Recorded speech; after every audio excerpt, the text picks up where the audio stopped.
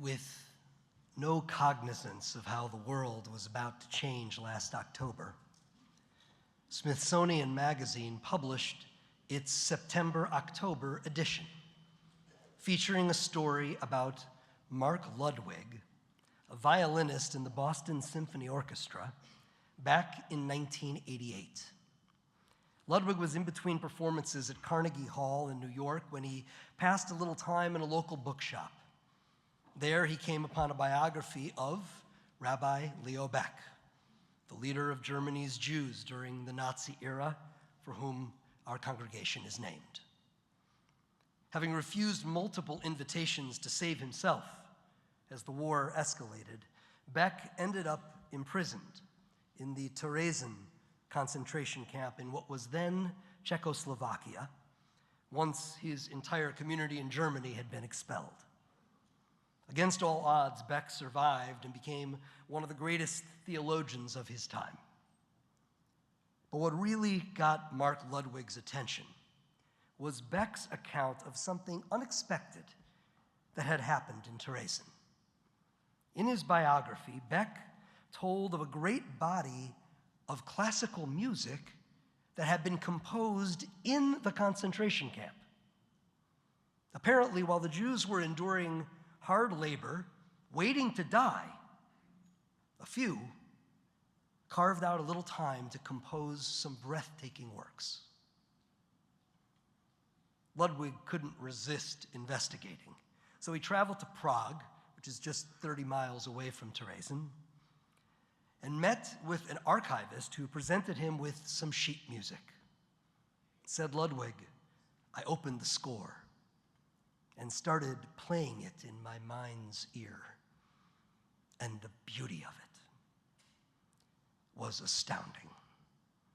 It opened up a whole new world to me in terms of music." The piece had been composed by Gideon Klein, a Czech composer who had been murdered by the Nazis at the age of 25. And just like that, a 3-decade obsession was born in Mark Ludwig. He would make more than 100 trips to Prague, meeting with elderly survivors and historians and music collectors, and crisscrossed the world to unearth this music he found in far-flung museums and archives. He found that some of these works had been smuggled to sympathetic Gentiles and preserved by them. Some had been hidden under floorboards and inside walls. But most important in his search were the survivors of Terezin, the ones who could tell him about these composers. Gideon Klein, who was known to the survivors as our Leonard Bernstein. Pavel Haas, Sigmund Schul, Hans Krasche, Viktor Ullmann. They all died in Auschwitz, but not before filling Terezin with exquisite music. Ludwig was desperate to know, who were these men? What were they like? And from where came this will and vision to create artistic beauty while certainly sentenced to death? Ludwig learned that Terezin had been the Nazis' propaganda camp. It was hell on earth like the other camps. Out of the roughly 150,000 prisoners who entered Terezin during the war, only 17,247 survived. But Terezin had a special purpose. Its prisoners were forced to doll the camp up when the International Red Cross came to visit. So at Terezin, when artists figured out how to smuggle paper and paints into the camp, when a prisoner cut his cello into pieces and sewed them into his clothing so that he could put it all back together again once he was imprisoned, the Nazis looked the other way. Sadistically, they figured that allowing the composers to compose and the painters to paint and the scholars to lecture, and the poets to write, would only strengthen the myth they were portraying to the rest of the world. And the prisoners knew this. They knew that their art was being used to mislead the world about their treatment and their all but certain fate. And still they created. Why?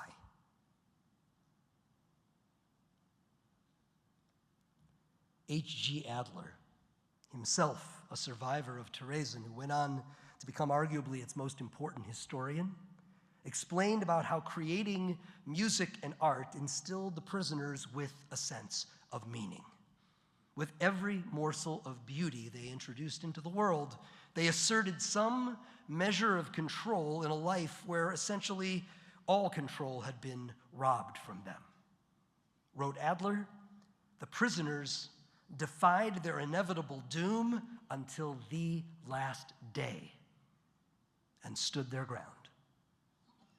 Their acts of cultural resistance would empower them to hold on to their humanity and implant an everlasting reminder of their existence in a world preparing to abandon them.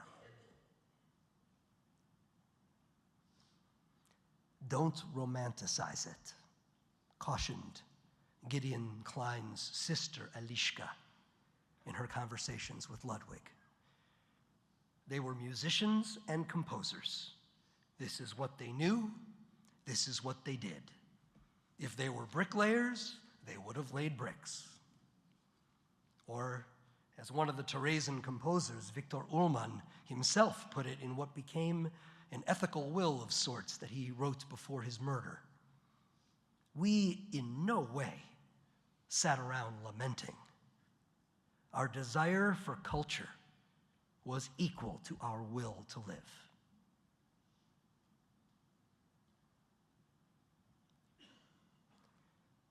Can you hear the composers, the poets, the artists of Chasen calling to you at the outset of this new year? If there is one common thread that I can say has characterized the great majority of my conversations with you all in recent months, it has been the overwhelming feeling of futility that has taken occupancy inside your souls. Because, let's be honest, there are a whole lot of valid reasons to be wallowing in futility these days. The war between Israel and Hamas is now languishing in its second year with no evident end in sight. And a war with Hezbollah and a war with Iran have been added to it, and God only knows what comes next. The peril of this expanding conflict now threatens to endanger the rest of the world, including us and Israel. Crippled by disunity, exhaustion, and enemies both from within and without, faces legitimate political risk of tumbling into the kind of theocracy that would more resemble a Jewish Iran than a democratic Western nation. The consequence for us here in America cannot be overstated. Just 10 years ago, Abe Foxman, then director of the Anti-Defamation League, actually spoke these words. These are his words. "The falling number of incidents targeting Jews is another indication of just how far we have come in finding full acceptance in society." This is Abe Foxman talking, not Jerry Seinfeld. Abe Foxman. He said it because it was true. In 2013, the ADL reported a grand total of 751 anti-Semitic incidents in the United States for the entire year. In 2023, That number was 8,873, an increase of well more than 1,000%. Remember when you could get into Leo Beck Temple without having TSA pre-check? You're not imagining that things are more dangerous for you as a Jew. And then, of course, there is the election taking place just 25 days from now. In a country whose citizens have been so poisoned with commoditized information and disinformation that they can agree on basically nothing anymore, there is broad agreement about a few things. First, that this is the most important election of our lifetimes. Second, that it is sizing up to be the closest and therefore least predictable election of our lifetimes.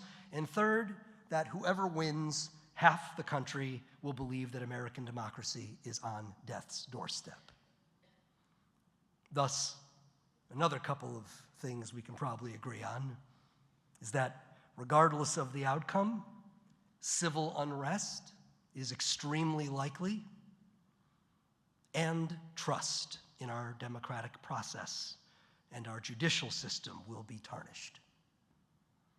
Throw in the fact that one of the two presidential candidates stood in front of an audience of Jews and declared, if I don't win this election, the Jewish people would really have a lot to do with that.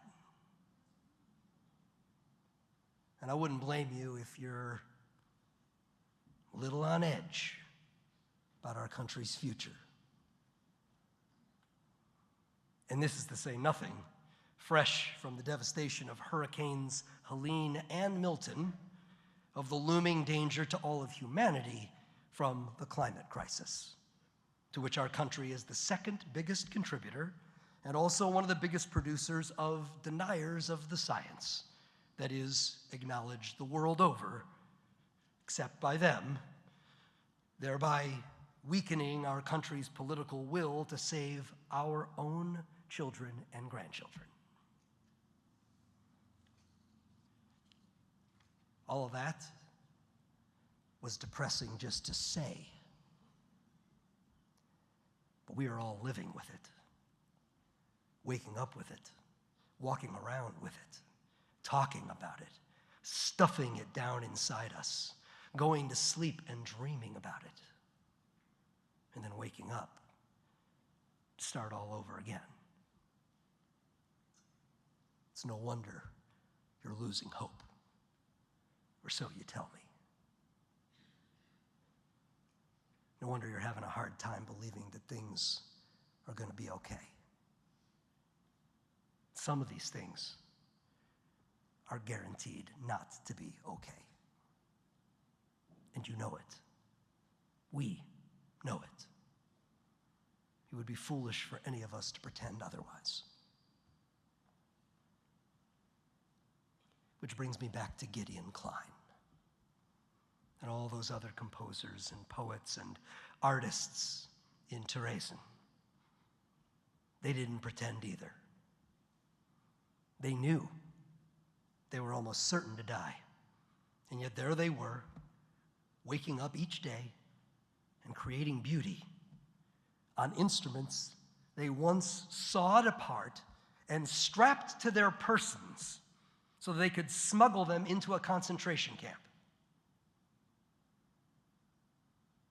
We can all thank God that our fate is nowhere near as grave as theirs. So, what did they understand that we need to understand right now, more than ever before? I want to suggest to you on this very holiest of days that they understood the difference between hope and optimism. Many have attempted to teach this distinction, but my favorite is a literary and political luminary who just so happened to lead the land in which Chasen sits in the final decade of the 20th century. Václav Havel was a remarkable human being, a poet, a playwright, a dissident, a political prisoner jailed for years, the leader of a revolution, and the final president of Czechoslovakia from 1989 to 1992, and then the first president of the Czech Republic from 1993 to 2003.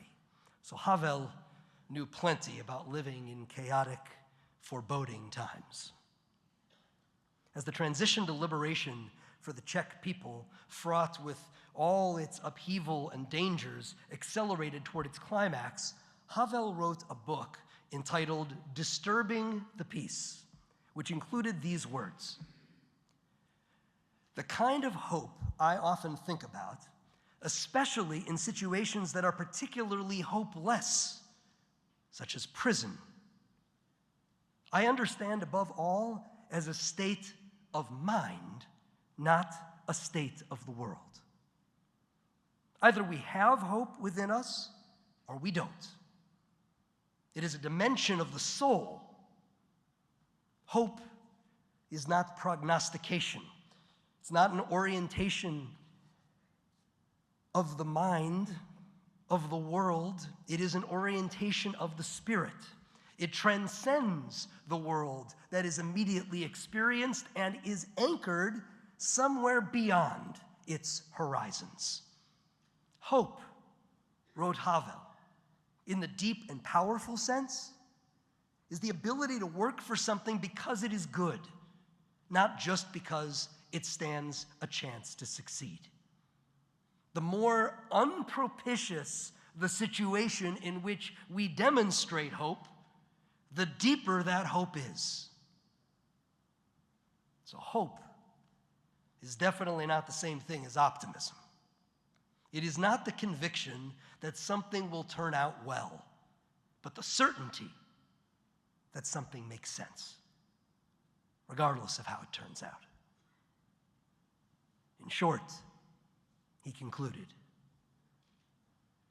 "I think that the deepest and most important form of hope, the only one that can keep us above water and urge us to good works, and the only true source of the breathtaking dimension of the human spirit and its efforts, is something we get, as it were, from elsewhere."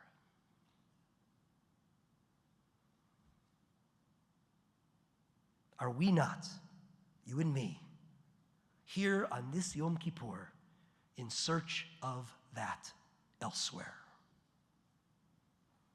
That orientation of the soul, that breathtaking dimension of the human spirit that can lift us to the kind of hope that is anchored beyond the narrow horizon of how things will go, that can summon our greatest music from us at this most dispiriting time.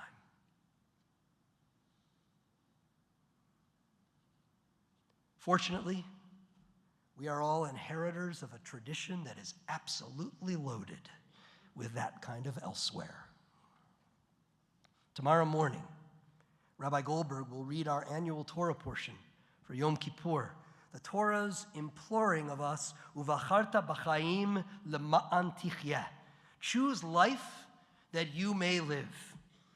Rabbi Elliot Kukla, the first openly transgender rabbi ordained by our Reform movement back in 2006, he once wrote that the Torah can't actually be telling us to decide whether to live or die, since we all find out painfully with the passage of time that we don't get to make that decision.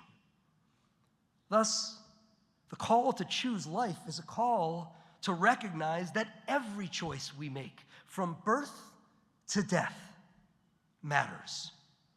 Every choice, from how we treat our loved ones to how we spend our money, from whom we bring into our worldview to how we choose our food. In each of these choices, teaches Rabbi Kukla, we should choose life. And so even if we know we are going to our death, like the artists of Chasen, we still must choose life. Believe it or not, our ancient sages of the Talmud attempted to describe that moment, to imagine what the record of our lives might mean when our time on earth has ended, much as the liturgy of this Day of Atonement does. And they taught that when we are summoned to judgment, we're going to be asked the following questions. Were you honest in business? Did you devote yourself to family? Did you set aside time for the study of our tradition? And tzipita lishua. Did you anticipate redemption? Did we spend our lives, even in the darkest, most bleak moments, even in defeat, even as we stared down death itself, seeing a tomorrow in which our actions in the world today will have mattered, even after we are gone? There is a Hasidic tale told of Rabbi Pinchas, who was asked, why should the Messiah be born on the anniversary of the destruction of the temple, as tradition has it? His reply, the kernel, which is sown in earth, must fall to pieces, so that the ear of grain may sprout from it. Even if we should happen to live through a moment in time when it all falls to pieces, we are part of a people that believes that even that shattering is part of a propelling force from which the next sprout is born. There is always a reason to be, to persist, always a reason to hope. Now, this type of thinking came naturally to our ancestors because they lived through an endless array of crises that would make us blanch. Expulsions, forced conversions, murders, genocide. The reason we get waylaid equating hope with optimism is because we've been so very blessed to live in such an uncommonly optimistic time. A giant part of our despondency is the collapse of our illusion that we were somehow born with the absurd luck to be alive when all of that became a thing of the permanent past, at least for us. We were late 20th, early 21st century Jews. We lived in a country with the most mature and reliable democracy on earth, one that had hosted its Jewish minority as Jews had never been hosted by any country before. We were admitted to all the universities, all the professions, most, if not all, of the clubs and neighborhoods. We saw what Abe Foxman saw 10 years ago, and we were alive for the fulfillment of our people's age-old dream to return to Zion, which provided Jews with a confidence we hadn't experienced in nearly 2,000 years. 5784 was the year we discovered there is no permanent past to which such things are ever relegated. Humans remain frail and fraught with moral weakness. So, therefore, do human systems, like democracies and social structures, and even Jewish statehood. Discovering that we would be subjected to some of the same kinds of existential dangers our ancestors faced in their home countries was a rude awakening that exposed how little we actually knew about hope, how much we had leaned upon the luxury of mistaking hope for optimism. In 5785, we're going to have a question to answer. can we develop the spiritually sturdy souls that will enable us to live anticipating redemption, even during this most discouraging moment of our lives. See, our capacity to hope is not going to be evidenced as a feeling. Our actions will be the stuff of our hope. Our actions are what hope lives like. And one doesn't act when stricken with the paralysis of futility. You can't fake it to make it.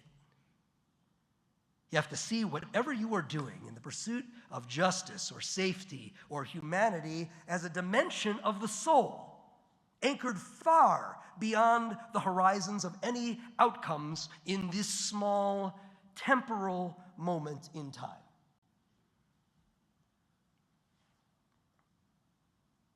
Your actions and mine in this new year will become a part of a necessary, ongoing human narrative, even if what we do ends up losing,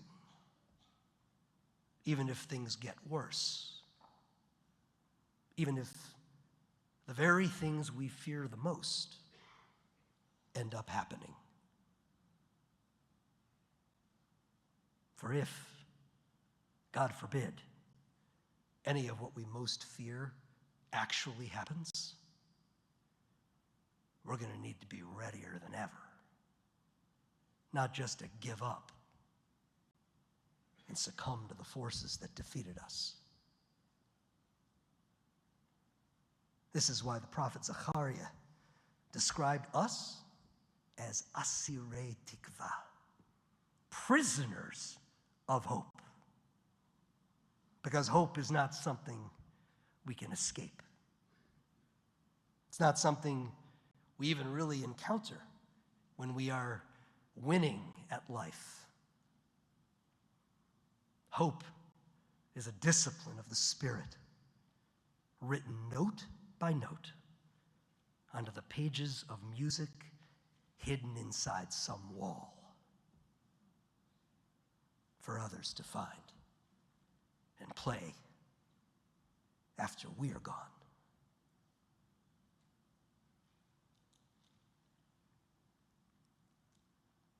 This Yom Kippur is for doing the agonizingly hard self-work of cultivating that discipline in our lives, so it will be impenetrable by even the most crushing defeats. I cannot remain trapped inside the tears I have cried so many times during this past year. Tears of hurt, of anger, of sympathy and compassion, of futility, of retribution. I have felt it all, as I know you have. Sobbing sometimes, hollowed out from the seeming hopelessness of it all. But it is not hopeless. It is never hopeless. The only question is whether we will become hopeless.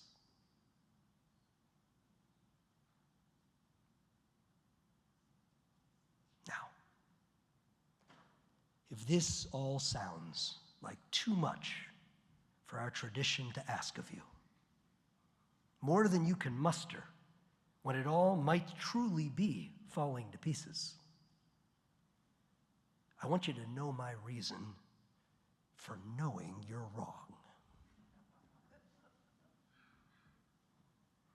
I know this. I know this is in you, in us, because I have seen the most extraordinary brand of hope again and again from you when your loved ones were dying. Sometimes even from your loved one who was dying. Once, a member of this congregation invoked his end-of-life option and specifically timed the process so he could vote on the morning he died. That is just one of the so many unforgettable stories I could tell you about you. So no, we may not have done this together in a concentration camp in a small Czech town. And no, it hasn't been under the dark cloud of a campaign of extermination. But yes, I have been witness as mortality has stared your loved ones in the eye, and also you.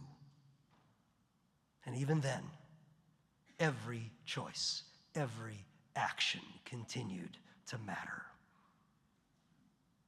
from birth to death.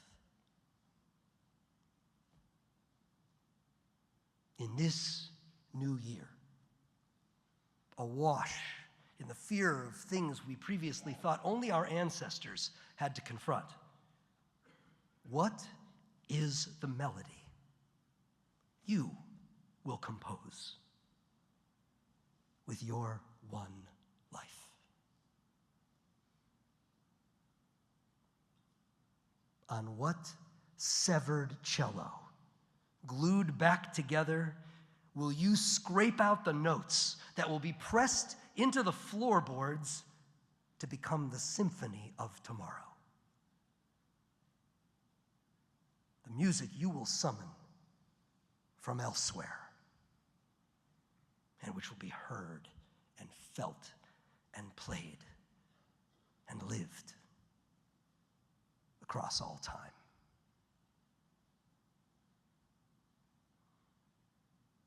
Wrote Victoria Safford.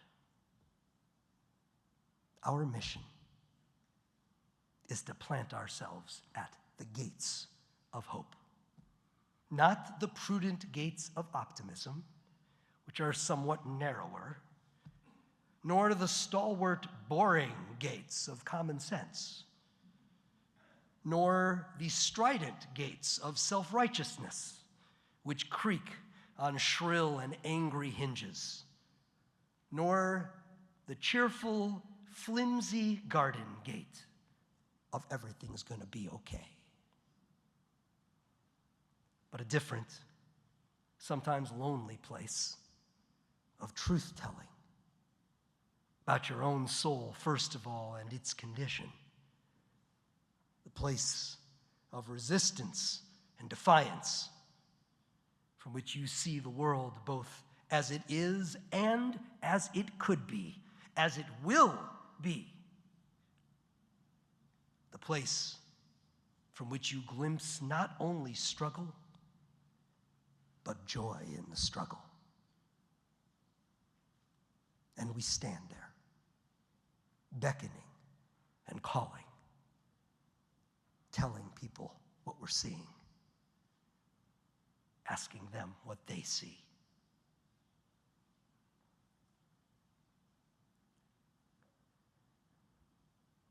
It is Yom Kippur. What do you see?